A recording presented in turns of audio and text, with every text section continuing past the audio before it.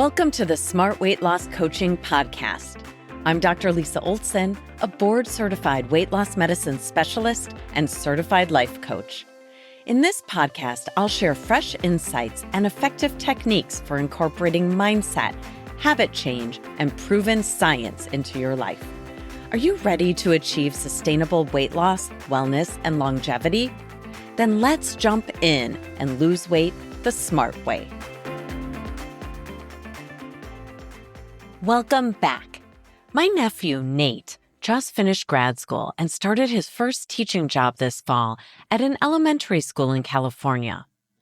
Over the summer, he asked our family if we'd contribute some stickers to his basket of stickers that he'll use to reward kids for a job well done. Online, I found some options with endearing animals and encouraging slogans. One of them had a snail, and the slogan was, "You snailed it," which I'm sure you'll recognize was a riff on "You nailed it." This got me thinking about one of the most important things I do when people come to me for weight loss. I help them embrace the realistic snail's pace of weight loss. Of course, the latest weight loss meds like Wegovy and Zepbound, also known as Ozempic and Mounjaro when used for diabetes, have changed the pace of weight loss for some of my clients. But even so, I still bump up against people with unrealistic expectations for how fast sustainable weight loss should be. Often people want to quit whatever weight loss strategy or program they're using. They basically give up on themselves because they think what they're doing isn't working. Often they're wrong, but they don't realize that the smart changes they're making are going to take time to show up on the scale. I see this amplified by social media, although the expectation that quick weight loss should be easy existed long before that. We're given the impression that people can lose 100 pounds in a year and keep it off. So surely someone who only wants to lose 20 or 30 or 40 pounds should be able to drop that weight in a few months. And if not, then something's gone terribly wrong. This is a thought error. It's simply not true that you're doing something wrong if it takes you a year to lose 20 or 30 or 40 pounds. You're probably doing many things right, and you're being patient with the process.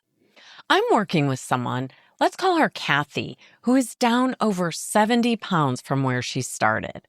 She's completely transformed her life, how she eats, how she moves, how she spends her leisure time, even how she talks to herself. No longer in a mean girl, self-defeating voice, but rather with the kind voice of a teacher, nicely redirecting herself back to the task at hand when she's off track. Kathy's down 70 pounds, and she's not perfect, but it's not necessary to be perfect. Progress, not perfection, might be a cliche, but it's been the secret to her success, in my opinion. She's made incredible changes that she never imagined were possible for her. I'd love for you to guess how long it took Kathy to lose the 70 pounds in a sustainable, life-changing way. What do you think? I'll give you a hot second to guess. Ready? 4 years. It took her 4 years. Believe me, she is thrilled because her entire adult life she struggled to lose weight and never had success before. Now that I know about Nate's elementary school sticker selection, you know what I'd say about Kathy? She snailed it. I'm sorry I had to say it. She lost her weight at a snail's pace, and she's still not done. I'm sure I could update you on her progress in a year, and she'd be down 90 pounds total. And maybe she'll even hit 100 pounds down in the next year, or 2, or even 3. Which would put her in the weight range she was in high school. I really believe that's possible for Kathy because she has the patience to snail it. What's kind of interesting about snailing it is that my experience doesn't necessarily mirror what the research says about the speed of weight loss, which is kind of funny. Almost always my experience aligns with what the studies tell us about losing weight and healthy habits, but in this case, I find myself at odds with the data. Researchers find that the old saying, slow and steady wins the race, doesn't necessarily hold true for weight loss, despite what I just told you about the value of perseverance and patience. When people join a weight loss study, typically those who lose the most weight right from the start are the ones that lose the most over time. But keep in mind that I'm seeing people over the course of many years sometimes, and most studies are looking at people for weeks or months, maybe up to a year. Perhaps that's part of the reason why the research finds that people who drop weight right away lose the most weight. They're not looking at it over a long term. I'm just letting you know that if you don't lose weight quickly, the key is to stay in the game, to avoid getting discouraged and giving up. Just keep at it. Some people nail it right from the start, but some of the most successful people I've worked with tend to snail it.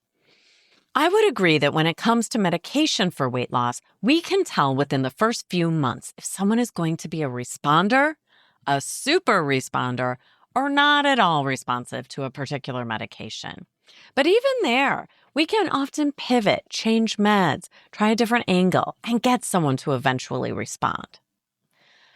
But back to using lifestyle and habit change for weight loss. I don't necessarily find the initial pace of weight loss to predict where someone will land 2, 3, 4, or even 5 years down the road. I've worked with some women for a long time, and they continue to inch downward, one small habit change at a time. I'm going to give you my top 5 predictors of long-term weight loss success. In other words, I'll let you know the things you must do if you want to nail it or snail it with weight loss. But first, let's hear a quick word from our sponsor. Just kidding, it's still me, Dr. Lisa Olson, physician and founder of Smart Weight Loss Coaching. If you've been considering the role of weight loss medications in your weight loss journey, you need a smart medical team with the experience to help. For those of you living in Illinois, I hope you'll consider working with us. We've just brought on a fantastic physician assistant with over 20 years of experience, and she's taking new clients. Reach out to us at team@smartweightlosscoaching.com to make an appointment or to learn more. And we're back. Ready for my top 5 predictors of long-term weight loss success? Number 1 is patience. People who recognize that their smart habit changes may take time to show up on the scale are more likely to be rewarded with meaningful weight loss a year, 2, or 3 down the road. An example of this might be my client, Kathy, who decided to eliminate her habit of snacking after dinner. She made that change, but it didn't show up on the scale right away. It took a long time, in fact, but she recognized that this was a healthy change with great value, whether it showed up on the scale or not. And so she started closing the kitchen after dinner. When dinner is over, that's it for her. No more eating, no snacking, no grazing while cleaning the kitchen or later while watching TV. She doesn't eat again until breakfast the next morning. Kathy believed that change would pay off over time, and it sure did, despite many plateaus and obstacles over the past 4 years. Number 2, attendance. In my experience, those who show up to my program, or potentially any program, over and over and over again, even when they don't feel they're nailing it, are the ones who will snail it.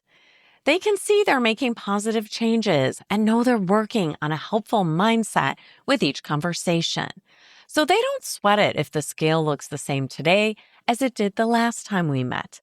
They keep showing up for themselves relentlessly, and it makes a huge difference. It's kind of like showing up for a foreign language class even when you don't feel like it, or even when you're busy.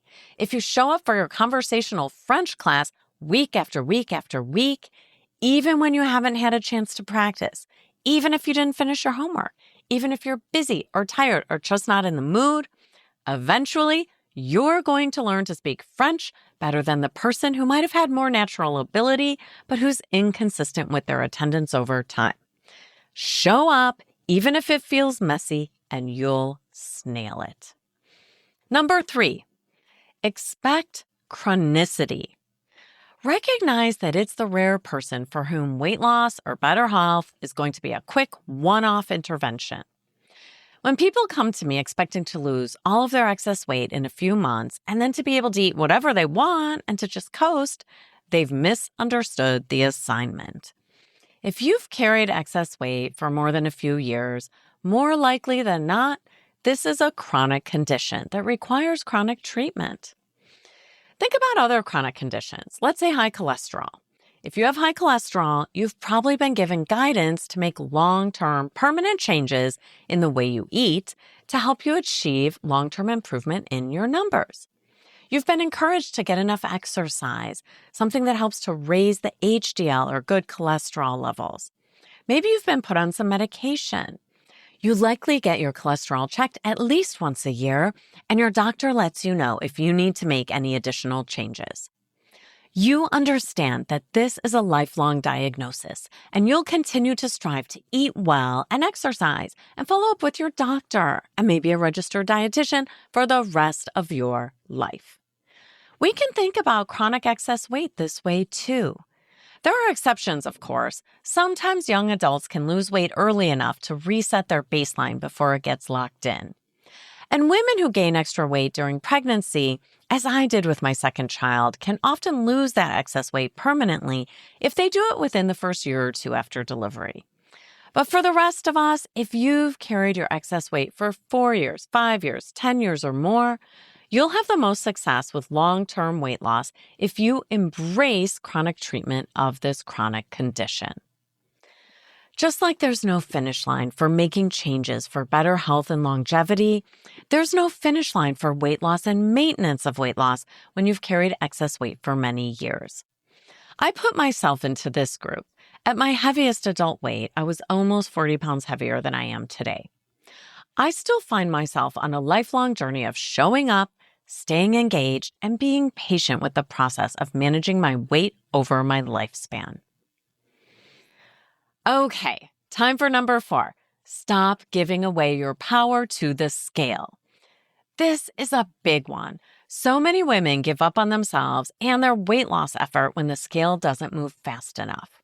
They don't realize they're snailing it because they don't see their behavioral victories. The only win they recognize is a drop in the number on the scale. Listen, the scale does matter. I get it. We need a metric like that to follow. And in fact, the research does tell us that people are less likely to gain weight if they keep their eye on the scale. It allows them to make adjustments more quickly than if they wait for a change in clothing size to alert them to some weight gain. But for weight loss, the scale is not the arbiter of success. Let me say that one more time. The scale is not the arbiter of success.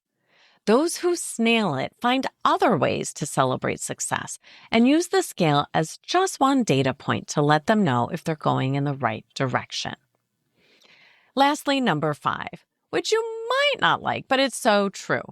You have to find the fun in your weight loss and maintenance journey. If you look at weight loss as some kind of medieval torture that you just have to endure briefly and then you can be done with it, you're probably not going to snail it. Find your people. Find a way of moving your body that you like. Find your way of eating nutritionally dense, healthy, and interesting foods that support your goals. And find ways to challenge yourself that feel attainable and engaging.